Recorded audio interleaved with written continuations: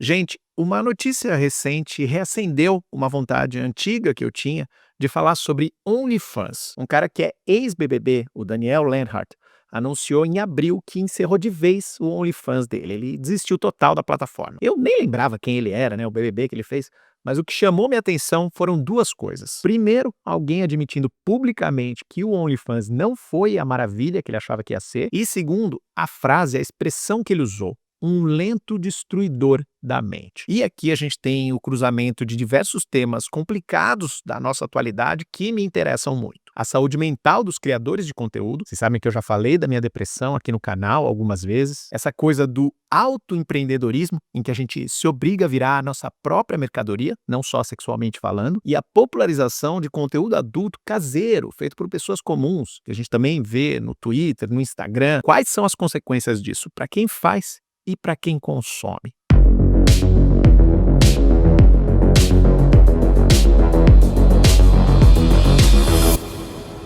Hoje eu vou dispensar aqueles recadinhos que eu sempre faço no começo do vídeo para falar de duas coisas. Primeiro, que eu estou indicado ao Prêmio IBEST 2025 na categoria de melhor influenciador LGBTQIA+. Eu estou muito feliz, é a primeira vez que eu sou indicado, mas eu preciso do seu voto. Se você acredita em mim, acredita no meu trabalho, eu vou deixar o link para você votar no primeiro comentário fixado e no descritivo do vídeo. O IBEST funciona como um ranking atualizado em tempo real, então vale votar todo dia e, inclusive, você pode votar até 3 vezes. Mas mesmo que você puder uma vezinha só, eu já agradeço demais. E a outra novidade é o Gay Nerd na Estrada, a excursão da comunidade do Gay Nerd, que foi pensada com todo carinho para você passar um fim de semana bem legal, se divertindo, relaxando, conhecendo gente nova e fazendo novos amigos. A gente vai ficar num hotel super gostoso em Lindóia, no meio da Serra da Mantiqueira, com piscina, com natureza, quadra de vôlei, redário, karaokê, várias atividades e tudo incluso, tá? Transporte, hospedagem, café da manhã, almoço, city tour, seguro viagem. Você não vai querer ficar de fora. Então já faz a sua reserva com a galera da UAU Turismo nos telefones que estão aparecendo na tela ou no link do WhatsApp, que eu também vou incluir no descritivo do vídeo e no primeiro comentário fixado. Gente, antes de continuar o papo sobre OnlyFans, eu só quero reforçar aqui que eu tenho zero moralismo a respeito desse e de outros trabalhos que envolvem sexo. Eu conheço produtores de conteúdo do OnlyFans, eles frequentam a minha casa, é um trabalho como qualquer outro. Eles também têm coisas que eles amam e que eles odeiam no trabalho, né? Assim como eu tenho no meu e você tem no seu. E eles não são pessoas piores ou melhores por terem um trabalho que envolve corpo, aparência, intimidade ou sexo. Inclusive, se esses meus dois amigos estiverem assistindo, ou outros criadores de conteúdo adulto,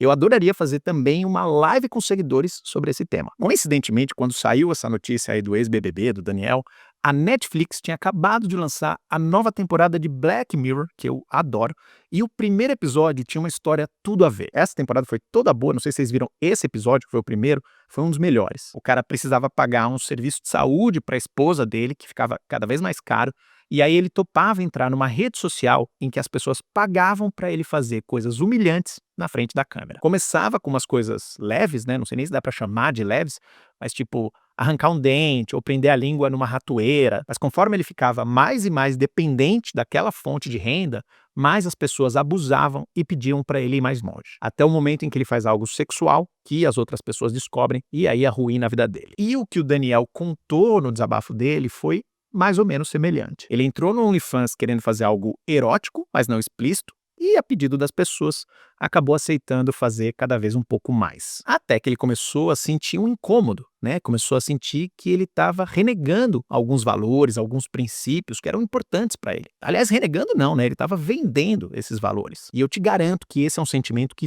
todo criador de conteúdo tem, inclusive aqueles que não fazem nada erótico, né? Eu passo por essa crise de consciência constantemente. Eu sempre penso que tem vários temas que eu poderia abordar aqui no canal, que renderiam muito mais views, muito mais grana no meu bolso, mas que eu não quero abordar. Só que aí fica aquela vozinha na cabeça, né? É por isso que você não cresce, é por isso que tem gente faturando mais que você, com mais exposição, mais convite, mais reconhecimento. E eu nem consigo imaginar como esse cabo de guerra é pior para quem está produzindo conteúdo adulto. E aqui eu acho importante ressaltar 2 pontos. Assim como já existem vários estudos avaliando o impacto negativo da produção de conteúdo adulto na saúde mental do produtor de conteúdo, especialmente se ele for uma mulher, existem também produtores de conteúdo adulto que estão bem, que estão relativamente tranquilos com esse trabalho, com essas cobranças, ou que nem entendem essas coisas como algo negativo. É uma mentalidade que varia variar muito com o modo como você lida com o seu próprio corpo, com a sua intimidade, com a sua sexualidade. Todos nós temos diferentes graus de naturalidade com isso na cama, na nossa vida privada. Então é normal que também existam criadores de conteúdo adulto com diferentes graus de naturalidade sobre isso numa vida pública. É só isso. Eu só queria reforçar que nem todo criador de conteúdo está passando por uma crise moral, de identidade, de ansiedade. Tem gente que está bem. Mas isso também não impede a gente de discutir o lado financeiro da coisa toda. Porque especialmente durante a pandemia, o OnlyFans teve um boom de usuários. Ele saiu de 13 milhões em 2019 para 305 milhões em 2023, 4 anos depois. E aí, claro, também teve um boom de criadores de conteúdo, que viram ali uma chance de ganhar vida num mundo que entrou em crise. Muita gente começou a fazer isso, e aí os casos de sucesso viralizam, né? A tal lá da Beisola do Privacy, que diz que ganha 450 mil reais por mês. Esse amigo meu aí, que nem é tão grande assim, contou que os caras pagam $100 pela cueca dele. E aí é uma coisa que até eu pensei, né? $100 por uma cueca usada minha, certeza que eu toparia. Mas o fato é que, assim como acontece com os criadores de conteúdo tradicionais, né, no Instagram, no TikTok, no YouTube, só uma parcela ínfima, realmente minúscula de pessoas consegue dar certo no OnlyFans. Uma pesquisa de 2021 revelou que 60% dos criadores do OnlyFans sequer conseguiam monetizar o seu conteúdo e que menos de 10% ganhavam mais de $10 mil por mês. Ou seja, a maioria das pessoas entra nessa história achando que vai ficar rico de um jeito fácil, mas a conta não fecha. E geralmente, para quem a conta fecha, é gente que já era famosa antes do OnlyFans. Então ela leva essa base de fãs para lá. Você construir essa base de fãs direto lá leva muito tempo, dá muito trabalho, não é fácil. Envolve fazer collabs com outros caras e nem sempre dá certo. E aí, avançando um pouco nessas cobranças do público, né, que o Daniel citou, essas demandas cada vez maiores, cada vez mais ousadas, muitos criadores contam que, eventualmente, eles ou elas começam a topar se prostituir para conseguir a grana que eles precisam. De novo, sem julgamentos, trabalho sexual é trabalho digno, merece respeito, merece direitos trabalhistas como qualquer outro, mas para muita gente essa já é uma realidade que vai além da segurança, da proteção, que é só fazer conteúdo virtualmente diante das câmeras. E aí, sabe aquele ditado de que se você escolher trabalhar com algo que você ama, você nunca vai sentir que está trabalhando na vida? Tem gente que diz o contrário. Se você trabalhar com algo que você ama, eventualmente você vai começar a odiar aquilo. E isso também se aplica ao sexo. Assim como acontece com os atores pornôs tradicionais, para alguns criadores do OnlyFans, a relação com o sexo acaba mudando. Vira uma coisa mecânica, uma coisa artificial, às vezes com recursos extras para ficar duro, para durar mais tempo. Muitas vezes você transando com alguém que você não gosta, que você não tem tesão. Ou até o contrário, né? Você gosta da pessoa com quem você está transando, mas aí o sexo não pode ser natural, não pode ser espontâneo, não pode ser do jeito que vocês dois querem, porque aí não é performático o suficiente para o público. É sempre bom lembrar que o sexo que a gente vê na indústria de entretenimento adulto não é sexo real. É que nem assistir Velozes e Furiosos e achar que todo mundo dirige daquele jeito. Mas não, todo mundo dirige normal, cumpre lá a função de dirigir, às vezes até gosta de dirigir, mas dirige de um jeito normal. E o normal não tem graça. E aí a gente volta na frase do Daniel, de que a indústria pornô é um lento destruidor de mentes. E eu sinto que ele falou isso tanto sobre ele mesmo quanto sobre o público. Eu tenho um vídeo muito popular aqui no canal sobre ter parado de assistir vídeo pornô, e eu sempre gosto de reiterar o que eu falo lá, que é o seguinte: pornografia e curiosidade por pornografia é algo natural, não é algo para se ter vergonha. Mas, como qualquer outra coisa na vida, quando isso se torna um hábito muito intenso, que começa a afetar outros aspectos da sua vida, é a hora de pensar se isso ainda faz sentido, se talvez não seja caso para um tratamento. Só que quando eu fiz esse vídeo, lá no começo do canal, se você assistir, você vai ver que a qualidade técnica do vídeo é péssima. Eu ainda estava falando da indústria tradicional. Eu nem imaginava a ascensão da produção de conteúdo adulto caseira, porque um dos problemas do pornô é que ele já prega referências irreais de corpo, de pinto, de performance, comparações que o cara que está assistindo internaliza e aí ele se sente inferior. Ou talvez ele não se sente inferior,